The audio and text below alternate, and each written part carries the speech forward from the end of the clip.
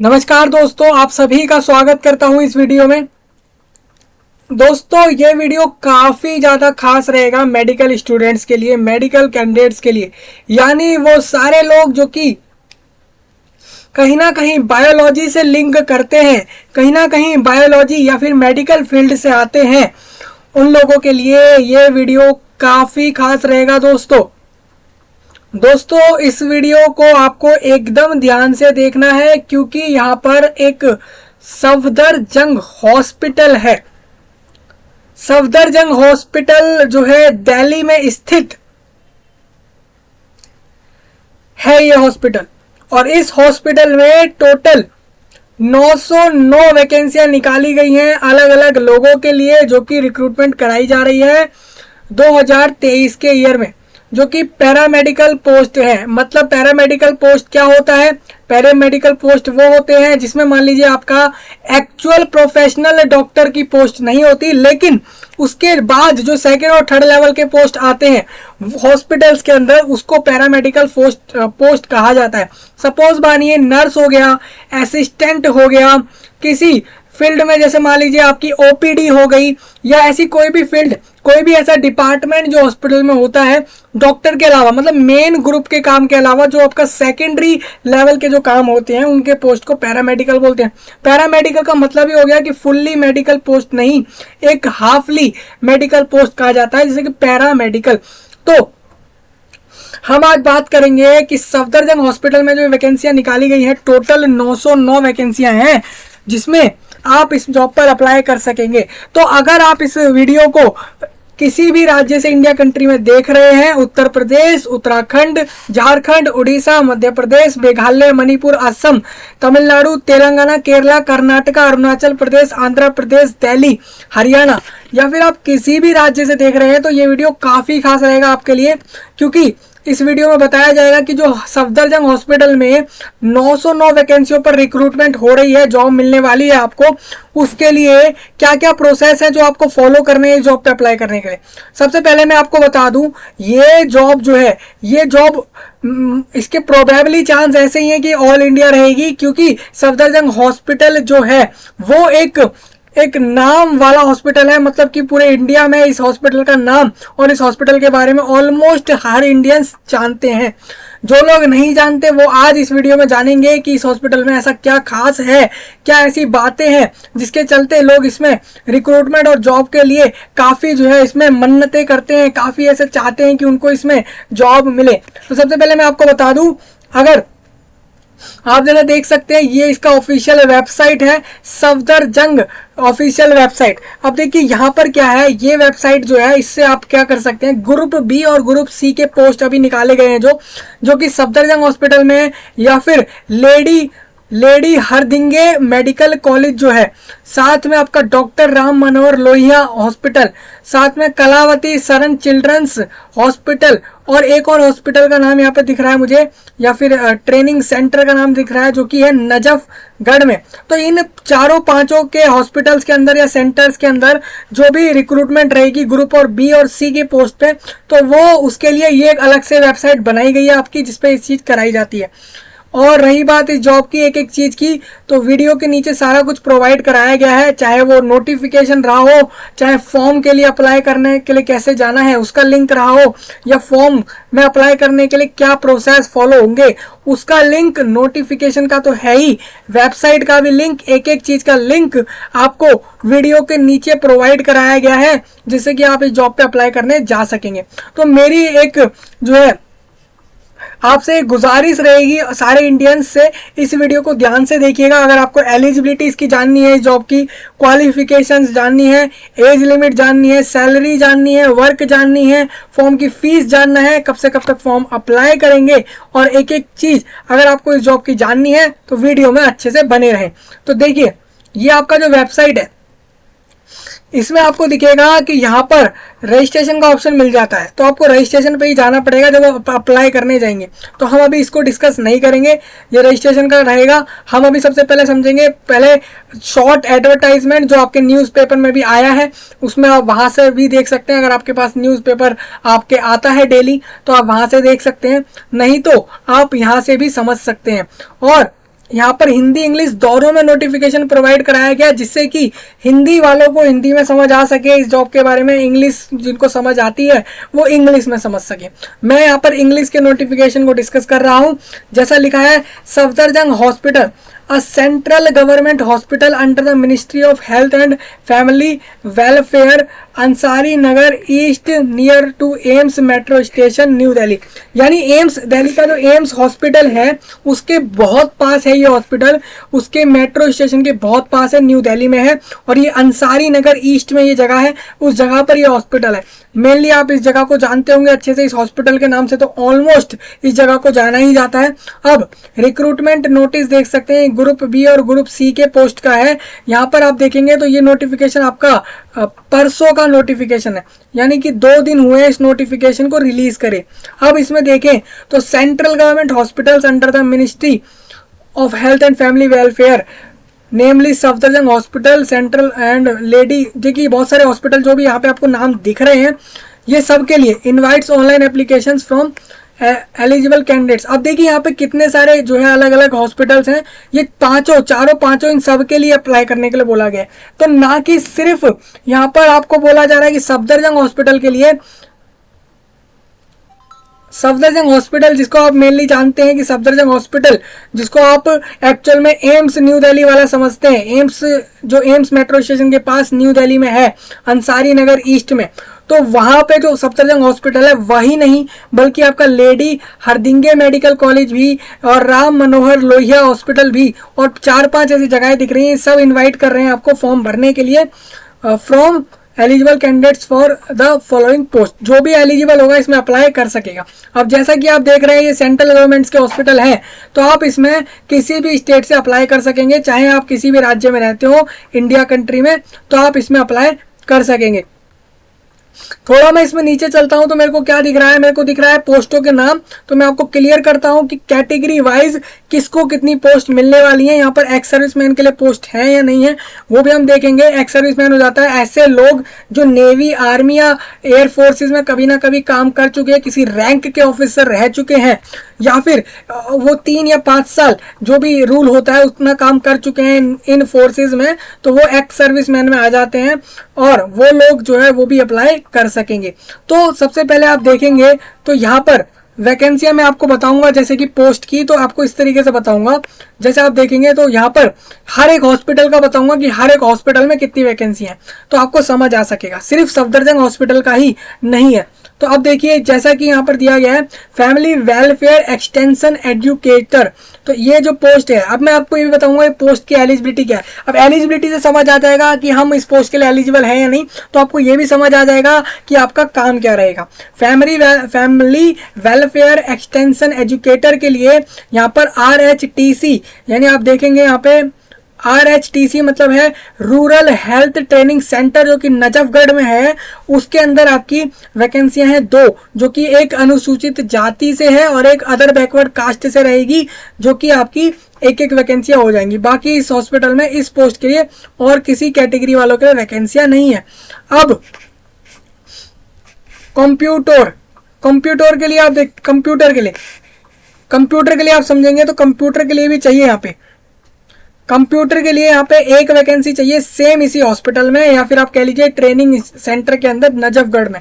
अब रेडियोग्राफर का जो पोस्ट है, रेडियोग्राफर के पोस्ट टोटल अगर बात बताऊं तो टोटल सफदरजंग हॉस्पिटल में ये चाहिए टोटल, और यहाँ पर 10 तो यूआर कैटेगरी से रहेंगे, 3 अनुसूचित जाति से, 1 अनुसूचित जनजाति से और 6 अदर बैकवर्ड कास्ट से और 2 इकोनॉमिकली वीकर सेक्शन वाले कैंडिडेट के लिए। अब आपको अगर नहीं समझ आ रहा है कि कैटेगरी क्या है, SC ST ये सब होता क्या है, हम पहली बार सुन रहे हैं, तो आपको बता देता हूं इसके लिए कि अगर आपको अपनी कैटेगरी नहीं पता है और फॉर्म के डेट्स अभी चल रहे हैं, तो आप ऐसे में यूआर कैटेगरी में अपना फॉर्म भर सकते हैं, यूआर कैटेगरी को चूज कर सकते हैं, जिससे कि आपसे ये जॉब जो है वो मिस ना हो। क्योंकि एक सफदरजंग हॉस्पिटल सेंट्रल गवर्नमेंट का हॉस्पिटल और इंडिया लेवल पर बहुत एक बेहतरीन हॉस्पिटल है, उसमें अप्लाई करना मिस नहीं करना चाहिए।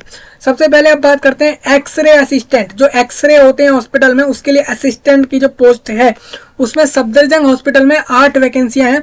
और इन जो 8 वैकेंसियां आपकी दिखाई जा रही हैं, इसमें से 4 आपकी जो कि अनरिजर्व कैटेगरी वाले कैंडिडेट्स होते हैं, एक एससी से रहेगी और 2 ओबीसी से और एक ईडब्ल्यूएस से। सेम आरएमएल हो जाएगा आपका, आरएमएल होता है आपका राम मनोहर लोहिया हॉस्पिटल है, ये भी आपका दिल्ली के अंदर ही है। इसकी वैकेंसियां भी यहाँ पे लिखी गई हैं 10, और उसमें से भी आपको कैटेगरी वाइज बताए गए हैं। तो ईसीजी, आपका जो ईसीजी होता है हॉस्पिटल में, उसके लिए टेक्नीशियन चाहिए, उसके लिए 11 वैकेंसियां हैं सफदरजंग हॉस्पिटल में, और बाकी आप कैटेगरी वाइज समझ लेंगे। सेम मेडिकल लैब टेक्नोलॉजिस्ट की पोस्ट है सफदरजंग हॉस्पिटल में, इस पोस्ट की 139 वैकेंसियां हैं। अगर आप समझेंगे तो इस पोस्ट की आप देख सकते हैं कितनी ज़्यादा वैकेंसियां हैं, और डायरेक्ट सफदरजंग हॉस्पिटल में, मतलब आप समझेंगे तो मेडिकल लैब टेक्नोलॉजिस्ट की ज़रूरत काफ़ी ज़्यादा है सफदरजंग हॉस्पिटल को। उसके हिसाब से भी अनरिजर्व कैटेगरी में 57 रहेंगे सेम, और एससी एसटी ओबीसी और ईडब्ल्यूएस के लिए भी आप यहाँ से देख सकेंगे। मैं इसका और क्लियर करता हूँ। जैसे कि आप देखेंगे 21 जो वैकेंसियाँ दिखाए गए हैं ये वो एससी से रहेंगे, फिर एसटी से 10 रहेंगे, ओबीसी से 38, फिर ईडब्ल्यूएस से 13। साथ में यहाँ पे एचएच डिसेबिलिटी वाले कैंडिडेट में भी एचएच और ओएच को इंक्लूड करा गया है। और इसके अलावा अब जो 3 डिसेबिलिटियाँ लिखी गई हैं, जैसे कि विजुअली हैंडीकैप्ड, उसके अलावा HH hard of hearing, OH, और ये 3 डिसेबिलिटी को छोड़कर बाकी डिसेबिलिटी वाले कैंडिडेट रहेंगे, तो उनके लिए भी ये वैकेंसियां रहेंगी, जो कि टोटल 16 रखे गए हैं। तो डिसेबल कैंडिडेट जरूर ध्यान से इस बात को सुने मेरी, जो मैं आपको बता रहा हूं, क्योंकि आपके लिए भी ऐसा नहीं होता है कि डिसेबिलिटी हर डिसेबिलिटी चल जाती है हर पोस्ट के लिए। आपकी डिसेबिलिटी उस पोस्ट के लिए फिक्स करी जाती है, और जिसमें फिक्स नहीं होती उसमें बोल दिया जाता है कि वो उस डिसेबिलिटी को छोड़ के और कोई डिसेबिलिटी वाला भी अप्लाई कर सकेगा। अब आरएमएल राम मनोहर लोहिया की भी आप देखेंगे तो 20 वैकेंसियां हैं, बाकी आप कैटेगरी वाइज समझ लेंगे। जूनियर मेडिकल लैब टेक्नोलॉजिस्ट की वैकेंसी भी अगर आप देखेंगे तो सफदरजंग हॉस्पिटल में 33 हैं, आरएमएल में 6 हैं, और एलएचएमसी में 7 हैं, और केएसएच में 5 हैं। अब ये शॉर्ट फॉर्म में इसीलिए दिया गया, बार बार नाम हम नहीं लिख सकते पूरा। अब अगर समझेंगे आप तो एलएचएमसी क्या है, तो एलएचएमसी में आपको दिखा देता हूँ, लेडी हरदिंगे मेडिकल कॉलेज रहेगा। और ये मेडिकल कॉलेज जो है, इसके अंदर यहाँ पर आप देखेंगे तो इसमें जूनियर मेडिकल लैब टेक्नोलॉजिस्ट चाहिए। अब ये होता क्या है, मैंने आपको बोला भी कि आगे आपको क्लियर करूंगा इसके बारे में। फिर इसके बाद आ जाता है फार्मासिस्ट का पोस्ट है, उसमें आप देख सकेंगे। फिर फिजियोथेरेपिस्ट है, उसके बाद यहाँ पर ऑपरेशन थिएटर अटेंडेंट है। ऑपरेशन थिएटर मतलब कि हॉस्पिटल में जो ऑपरेशंस के रूम बनाए गए हैं, जहाँ ऑपरेशंस होते हैं, उसमें जो ऑपरेशन थिएटर होते हैं, उसके अंदर जो अटेंडेंट का पोस्ट रहेगा, उसमें आपको राम मनोहर लोहिया हॉस्पिटल के अंदर 20 वैकेंसियां निकाले गए, उसके हिसाब से आप देख सकेंगे। और नर्सिंग अटेंडेंट चाहिए होगा, फिर आप ऑपरेशन थिएटर असिस्टेंट है, और काफ़ी सारे पोस्ट मुझे यहाँ दिख रहे हैं। टोटल अगर बताऊँ आपको तो 34 तरह के पोस्ट हैं। अब ये पोस्ट हैं, वैकेंसी आप इसमें देखेंगे तो एक एक पोस्ट पे कितने वैकेंसी हैं वो यहाँ से आप क्लियर कर पाएंगे। यहाँ पर आपको बता दूँ, यहाँ पर आप 25 अक्टूबर तक फॉर्म भर पाएंगे। काफ़ी कम समय दिया जाता है, क्योंकि वैकेंसियाँ भले ही कितनी भी निकाल दें ये हॉस्पिटल्स, काफ़ी जल्दी भर जाती हैं वैकेंसियाँ, क्योंकि ऐसे हॉस्पिटल्स में वैकेंसियाँ पहले तो आती ही कम है, और अगर आती भी है तो वो जल्दी से जल्दी फिल हो जाती हैं। तो आप देख सकते हैं 15 अक्टूबर तक इसमें लास्ट डेडलाइन आपके लिए रहेगा। तो मैंने ये क्लियर कर दिया। अब ये तो हमारा शॉर्ट नोटिस था। अब डिटेल में समझेंगे हर एक पोस्ट के बारे में, उसकी एजुकेशनल क्वालिफिकेशंस के बारे में, और हर एक पोस्ट की सैलरी और बाकी हर एक डिटेल्स को कवर करेंगे। तो सबसे पहले आप अगर यहाँ पे देखें तो ये एक हिंदी में नोटिफिकेशन है और दूसरा आपका इंग्लिश में है। हम यहाँ पर इंग्लिश में नोटिफिकेशन को डिस्कस करेंगे, क्योंकि हिंदी में तो आप समझ ही लेंगे, इंग्लिश वाला हम कर लेते हैं डिस्कस। तो अब इसके बाद आप देखेंगे तो यहाँ पर भी सेम आपका जो है पोस्ट लिख के दिए गए हैं, कौन कौन से पोस्ट हैं। तो अब मैं आगे चलता हूं, और इसके बाद अगर मैं बताऊं आपको, यहाँ पर पोस्ट आप देखेंगे तो ये सेम वही लिखा गया, हॉस्पिटल्स को कहा जा कि हॉस्पिटल्स कह रहे हैं जो भी एलिजिबल अप्लाई करे इस पोस्ट पर। सबसे पहली जो हमारी पोस्ट थी फैमिली वेलफेयर एक्सटेंशन एजुकेटर, इसमें अगर आप देखेंगे तो यहाँ पर 2 ही वैकेंसियाँ थी। यहाँ पर जो सैलरी होगी लेवल 6 रहेगा। अब आपको समझना है कि लेवल 6 और लेवल 4 क्या होता है, तो आप इसको जनरली इंटरनेट पर देख सकेंगे। ये चीज़ को आपको करना क्या होगा, सिंपल आपको ये डालना होगा कि सेंट्रल गवर्नमेंट्स के पे लेवल्स, पे स्केल्स लेवल्स देखने हैं। मतलब आपको डालना है कि सेंट्रल गवर्नमेंट एम्प्लॉयज़ पे लेवल्स, इतना आप डालेंगे आपको अलग अलग मिल जाएंगे। उनमें से अगर आपको लेवल 6 में जो भी सैलरी दिखा रहा होगा वो आप अपनी मान सकते हैं। और इतना याद रखिएगा, उसकी जो आपकी रेंज दी जाएगी उस रेंज में कम वाली ही मानिएगा, मतलब आपको कम वाली ही कन्फर्म्ड रहेगी कि उतनी मिलेगी। और बाद में क्या हो सकता है कि वो अगर आपकी जो रेंज दी गई, सपोज मानिए मैं यहाँ पे बताऊँ अगर आपको, तो ये सेंट्रल गवर्नमेंट के एम्प्लॉयज़ की अगर बात करें तो यहाँ पर मैं देख पा रहा हूँ कि मेरे को जो है यहाँ पर 35,400 रुपये जो है इंटरनेट पर दिखाया जा रहा है लेवल 6 का सैलरी सेंट्रल गवर्नमेंट के एम्प्लॉय के लिए, क्योंकि हॉस्पिटल सेंट्रल गवर्नमेंट का है तो लेवल 6 का सैलरी दिखाया जा रहा है।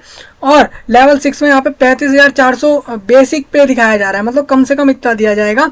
और ये आपका मैक्सिमम जो है 50-60,000 तक इसमें रेंज दिखाई जा रही है। तो आप इसको लार्ज वाला मत समझना, मतलब 35,000 दिखा रहा है तो 35,000 समझे, और 35 से 60 दिखा रहा है तो आपको उसको ये समझ सकते हैं कि 35 से 40,000 हमारे को पर मंथ कन्फर्म्ड इतने हमारे हाथ में आएंगे। तो ये आपका तरीका रहेगा सेम लेवल 4 का, और बाकियों का भी आप इस तरीके से देख पाएंगे। अब बात करते हैं, अगर आप फैमिली वेलफेयर एक्सटेंशन एजुकेटर के पोस्ट पे अप्लाई करते हैं तो इसमें आपकी मास्टर डिग्री होनी चाहिए सोशल साइंस के अंदर, या फिर सोशलॉजी, या फिर आपका social work, social psychology, social anthropology, फिर आपका कल्चरल एंथ्रोपोलॉजी एक्सेट्रा। किसी भी यूनिवर्सिटी से अगर आपने ये क्वालिफिकेशंस लिए हैं दोस्तों तो आप इसके लिए एलिजिबल रहेंगे। डिज़ायरेबल में आप समझ सकते हैं, डिज़ायरेबल ये है कि डिप्लोमा अगर आपने कराया हेल्थ एजुकेशन में, साथ में वर्किंग नॉलेज आपको हिंदी के अंदर, कि आप हिंदी में कैसे काम कर पाते हैं, हिंदी लैंग्वेज में बात करते हुए, फिर 2 ईयर एक्सपीरियंस चाहिए होगा आपका health education and social work के अंदर। तो ये वाली अगर जो भी इन चीज़ों को एक्वायर कर रहा है वो अप्लाई कर पाएगा। 18 से 25 के बीच में कैंडिडेट जो है यहाँ पर अप्लाई कर सकेगा। अब मान लीजिए कोई ऐसे कैंडिडेट भी होंगे जो अभी 18 के नहीं हुए, लेकिन वो 18 के होने वाले हैं, 25 अक्टूबर को हो जाएंगे या उससे पहले ही हो जाएंगे, तो वो फॉर्म भर दें। जो 25 अक्टूबर के बाद हो रहे हैं वो फॉर्म ना भरें, क्योंकि वो माइनर हो जाएंगे इस जॉब के लिए। सेम 25 से ऊपर वाले अप्लाई ना करें, 25 से नीचे वाले ही अप्लाई करें। इसमें मैं आपको रिलैक्सेशन भी बताऊंगा एज के अंदर। कंप्यूटर की पोस्ट के लिए एक वैकेंसी है, लेवल 4 का सैलरी है। बाकी यहाँ पर डिग्री मांगी जा रही है आपसे, जो भी किसी भी यूनिवर्सिटी से मैथमेटिक्स सब्जेक्ट आपने साथ में उसके पढ़ा हुआ हो एक सब्जेक्ट के तौर पर। सपोज मानिए आपने बीएससी करा, बीसीए करा, बीटेक करा, बीई करा, या फिर कोई भी ऐसा बैचलर डिग्री करा जिसमें आपने साथ में मान लीजिए बीबीए ही क्यों ना करा हो, और उसमें अगर मैथमेटिक्स या स्टैटिस्टिक्स पढ़ा हुआ होगा, जैसे कि आप जानते ही हैं कि बिजनेस बीबीए आपका जो होता है वो हो जाता है बैचलर बिजनेस एडमिनिस्ट्रेशन। तो इसमें आप देखेंगे तो अगर आपने बिजनेस एडमिनिस्ट्रेशन में कहीं ना कहीं मैथ्स और स्टैटिस्टिक्स तो आते ही है, तो वहाँ पर बीबीए वाला भी एलिजिबल रहेगा, बीसीए वाला भी, बीटेक वाला भी, बीएससी वाला भी और बीई वाला भी, और भी कोई डिग्री होगी जिसमें मैथमेटिक्स आ रहा है सब्जेक्ट तो वो एप्लीकेबल रहेगा। और मतलब समझ सकते हैं, अगर ये नहीं है तो अगर आपने हाई स्कूल पास कर रखा है मैथ्स के साथ और साथ में डिग्री ली है किसी यूनिवर्सिटी से, किसी भी डिग्री ली है, तो वो भी एप्लीकेबल रहेगा। और कम से कम 5 साल का एक्सपीरियंस जरूर चाहिए होगा किसी भी इंस्टीट्यूट में जो कि इस जॉब पर आपने करा हुआ हो। तो समझ सकते हैं आप कि ये पोस्ट जो आपको दी गई है इसकी क्वालिफिकेशन यही रहेगी, डिग्री हो मैथमेटिक्स सब्जेक्ट के साथ, या फिर आपकी जो है हाई स्कूल पास हो मैथ्स के साथ, साथ में डिग्री हो, और प्लस आपका जो है यहाँ पर 5 साल का एक्सपीरियंस हो। तो दोनों में से जो भी फुलफिल कर रहे हैं आप उसमें अप्लाई कर सकेंगे। नेक्स्ट रेडियोग्राफर में भी आप देख सकेंगे, अलग अलग चीज़ों की है, हम सबका डिस्कस नहीं करेंगे यहाँ पे। मैं एक और यहाँ पर मेडिकल लैब टेक्नोलॉजिस्ट का डिस्कस करूँगा क्योंकि वैकेंसियाँ ज़्यादा हैं, 139 हैं। इसके अंदर भी आप अगर देखेंगे तो इसमें बैचलर डिग्री चाहिए इस सेम फील्ड के अंदर फ्रॉम किसी भी गवर्नमेंट रिकॉग्नाइज यूनिवर्सिटी से या इंस्टीट्यूट से। 2 साल का एक्सपीरियंस भी मांगा जाएगा इस सेम फील्ड में। इसमें 30 साल से कम वाले अप्लाई कर पाएंगे। तो ये आप देख सकेंगे। Same junior medical lab technologist की पोस्ट के लिए यहाँ पर 18 से 27 वाले अप्लाई कर सकेंगे एज वाइज। बाकी आप यहाँ से चेक कर लेना, सैलरी सबका अलग है, अपने अपने हिसाब से आप चेक करना जिस पे भी आप अप्लाई कर रहे हो। तो मैं इसको आगे लेके चलता हूँ, ये सारे आप कर सकते हैं चेक यहाँ से। इसके बाद आ जाता है यहाँ पर कि आप कब तक भरेंगे। तो 25 अक्टूबर तक फॉर्म भरिए और एक दिन और एक्स्ट्रा मिलेगा आपको फॉर्म की फीस पे करने का।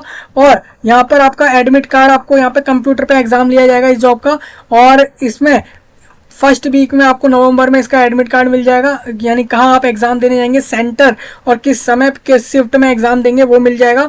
अगर बात करें यहाँ पर एग्जाम होगा कब, तो ये आपका नवंबर के लास्ट वीक में हो रहा होगा। तो समझ सकते हैं आप कि मान लीजिए 7 नवंबर को आपको एडमिट कार्ड दे दिया और एग्जाम ले लिया 24 या 25 नवंबर को, यानी आप समझ रहे हैं इस चीज़ को कि 15 से 17 दिन पहले ही आपको एडमिट कार्ड दे दिया जाएगा।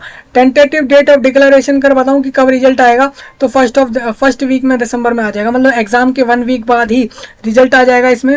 और फिर सेकेंड वीक दिसंबर में यहाँ पर आपका डॉक्यूमेंट वेरीफाई होगा। मतलब आप समझ सकते हैं कि अगर आप न्यू ईयर की बात करें तो 24 में आप ऑलमोस्ट जॉब पर ही होंगे, मतलब आप जॉब कर रहे होंगे जब वो 2024 ईयर आएगा। जनरल इन्फॉर्मेशन है, आप इसको रीड कर लेना। ऑनलाइन फॉर्म भरे जाएंगे, साथ में कंप्यूटर पर एग्जाम लिया जाएगा, हिंदी इंग्लिश दोनों में रहेगा। और सारे डॉक्यूमेंट सारे रेडी रखें। डॉक्यूमेंट्स क्या क्या हो सकते हैं, जैसे कि आपका कैटेगरी सर्टिफिकेट हो सकता है, आपके 10th 12 और डिग्री और एक्सपीरियंस के सर्टिफिकेट्स, मार्कशीट्स हो सकते हैं, साथ में आपकी फ़ोटो, साइन, थंब इम्प्रेशन जैसी चीज़ें अपलोड करनी पड़ सकती हैं फॉर्म में। इसके अलावा फीस पेमेंट ऑनलाइन ही होगा, जैसे ही आप जानते हैं debit card, credit card, net banking और बहुत सारे ऑप्शन आपको मिल जाते हैं। अब रिलैक्सेशन एज में बताऊं कि अपर एज में कोई चाह रहा है कि उसको रिलैक्सेशन मिलेगा नहीं मिलेगा, तो जो भी सेंट्रल गवर्नमेंट के रूल हैं उसके हिसाब से आपको यहाँ पे एज में फ़ायदा मिल जाएगा। बाकी ये पॉइंट है जिसको मैं डिस्कस नहीं कर रहा हूँ। अब देखिए एक चीज़ और यहाँ पर क्लियर कर दी गई है, जैसे मैंने आपको बताया था लेवल 6 में 35,400 बताया था, वही यहाँ लिखा हुआ है।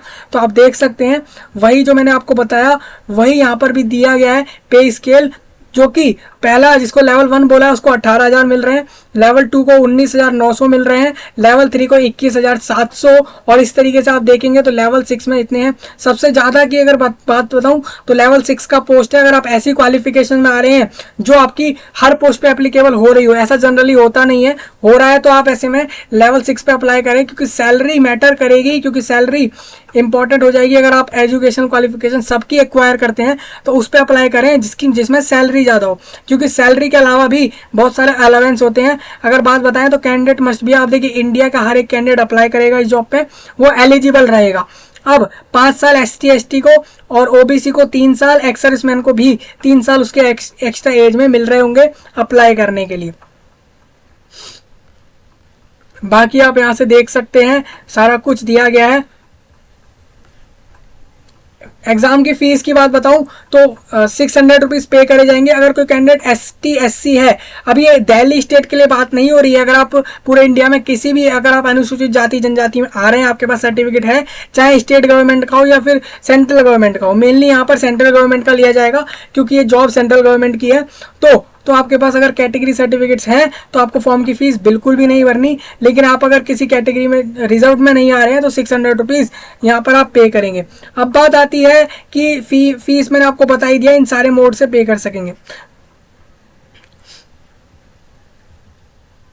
फीस भरने के बाद वापस नहीं आएगी तो फॉर्म ध्यान से भरना। सेंटर एग्जाम का बता देता हूँ, यहाँ पर दिल्ली और NCR के जितने भी रीजन रहेंगे ना, वहीं पर आपका एग्जाम होगा। मतलब कि यहाँ पर अगर कोई कैंडिडेट सोच रहा है कि उसके स्टेट में एग्जाम होगा, तो फिर इसका मतलब आपको क्लियर कर दूं कि आपके स्टेट में जो है एग्जाम ये नहीं होगा, सिर्फ और सिर्फ दिल्ली स्टेट में एग्जाम होगा। नौकरी भी, जॉब भी दिल्ली स्टेट में ही रहेगी, लेकिन आप स्टेट इसमें अप्लाई कर सकते हैं किसी दूसरे राज्य से भी, लेकिन एग्जाम देने आपको दिल्ली में ही आना पड़ेगा। यानी कि नेशनल कैपिटल रीजन जो है NCR, उसके अलावा और दिल्ली, इन दोनों जगहों पे यहाँ पे एग्जाम होगा।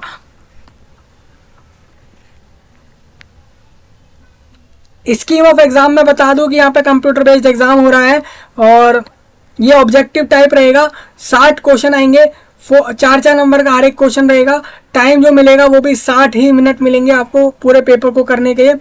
और मल्टीपल चॉइस रहेंगे और इसमें आपको बोला गया है कि नेगेटिव मार्किंग 1 मार्क होगा, मतलब अगर आप एक क्वेश्चन गलत करते हैं तो 4 नंबर में से 1 नंबर उसमें से काटा जाएगा। सपोज मानिए आपने पूरे पेपर में 4 क्वेश्चंस करेक्ट करे और 1 क्वेश्चन करेक्ट रॉन्ग करा है, 5 क्वेश्चन टोटल अटेम्प्ट करे, तो 60 क्वेश्चंस थे, 5 अटेम्प्ट करे तो 5 के हिसाब से आपके होते हैं 20, लेकिन आपके 4 सही हैं तो वो 16 हो गए और एक जो गलत गया तो उसका वो 4 नंबर तो जाएगा ही, प्लस सही में से 16 में से 1 चला जाएगा तो 15 आ जाएंगे। ये आप समझ पा रहे होंगे, मार्किंग स्कीम ऐसी रहेगी। बाकी ये पॉइंट है। अब देखिए मैं आपको बताऊं, आईडी प्रूफ में कैंडिडेट अगर Aadhaar card, voter ID card, driving licence इनमें से कोई भी एक चीज लगाता है तो एप्लीकेबल होगी, लेकिन अगर कोई कैंडिडेट राशन कार्ड लगा देता है या लर्निंग लाइसेंस लगा देता है एक आईडी प्रूफ के तौर पर तो वो नहीं लिया जाता है, ये यहाँ पर दिया गया है। अब अप्लाई करने के लिए क्या करना है वो मैं आपको भी बताऊंगा आगे। इसके लिए क्या करना होगा मेनली आप यहाँ से रीड कर सकते हैं। ईमेल आईडी, और देखिए ईमेल आईडी, मोबाइल नंबर और अपने जो भी डॉक्यूमेंट है उसको अपने हाथ में रखिएगा, अपने पास रखिएगा, जो भी अपलोड करने हो अपने हाथ में अपने पास रखें, फिर उसको फोटो क्लिक करके उसको अपलोड करना है 1 बाय 1। मैं आपको भी क्लियर करूंगा इसके बारे में, ये आपको सारे प्रोसेस दिए गए हैं। तो ये पूरा नोटिफिकेशन डिस्कस हो चुका है। अब कैंडिडेट का ये भी रहेगा, भाई हमें तो एग्जाम बता दिया कि एग्जाम क्या हो रहा है, कंप्यूटर में एग्जाम हो रहा है, लेकिन हमें ये नहीं बताया कि भाई इसमें सिलेबस क्या होगा, कौन कौन सी चीज़ आ रही है। ये भी आपके मन में डाउट हो रहा होगा, तो मैं आपको बता दूं, जैसे कि आप यहाँ पे बोला भी गया कि अक्टूबर मंथ तो पूरा फॉर्म भरने में जा रहा है, नवंबर के एंड में एग्जाम हो रहा है, तो ये अक्टूबर के एंड तक इसमें सिलेबस आ रहा होगा जो कि आपको वीडियो के नीचे ही दिख रहा होगा। तो अब हम चलते इसमें आगे। ये देखिए, ये आपको अप्लाई करने के लिए वैसे एक फाइल बना के दिया गया है, हॉस्पिटल के साइट पे बताया गया है कि कैसे आप अप्लाई करेंगे। ये 2 पेजों का है, इसको भी इंस्ट्रक्शन को आप समझ सकते हैं, नहीं तो मैं आपको बताता हूँ करना क्या है। सबसे पहले जैसा कि आप वेबसाइट है, आप रजिस्ट्रेशन पे जैसे ही क्लिक करते हैं आप इधर आएंगे, यहाँ पर आपको अपना नाम, जन्म तिथि, जैसे कि अपना डेट, मंथ और ईयर डालना है, उसके बाद ईमेल आईडी डालना है, मोबाइल नंबर डालना है। ये जो लिखा आ रहा है नंबर, इसको कैप्चा कहा जाएगा, इसको फिल करके सबमिट कर देंगे। इस तरीके से आपका रजिस्ट्रेशन तो हो जाएगा। हो सकता है यहाँ पे ओटीपी आए आपके मोबाइल नंबर पे, ईमेल आईडी पे, उसको डालकर सबमिट होके रजिस्ट्रेशन आईडी मिलेगा आपको और एक आप अपना खुद का पासवर्ड बना सकते हैं। वो दोनों के बाद आप लॉगिन कर लेंगे, ये आपका रजिस्ट्रेशन यहाँ से कंप्लीट हो जाएगा। फिर उसके बाद आप जब फॉर्म भर रहे होंगे तो आपको पोस्ट सिलेक्ट करनी है कि किस पोस्ट पे अप्लाई कर रहे हैं, फिर उसके डॉक्यूमेंट्स अपलोड कर दीजिए, मार्कशीट अपलोड करिए, फोटो साइन अपलोड करिए, और उसके बाद जो भी चीज़ें मांगी जा रही हैं, जनरल डिटेल जैसे कि आपका नाम, जेंडर, फादर का नाम और एड्रेस मांगा जाएगा, साथ में ये मांगा जाएगा कि कौन सी कैटेगरी से हैं, वो सब मांगा जाएगा। ये सब आप डालकर फिर जब एंड में फीस की तरफ बढ़ेंगे, फीस सबमिट करते ही आपको सबमिट का ऑप्शन मिल जाएगा। सबमिट जैसे ही करते हैं आप तो यहाँ से फिर आपका फॉर्म सबमिट हो जाएगा इस जॉब के लिए।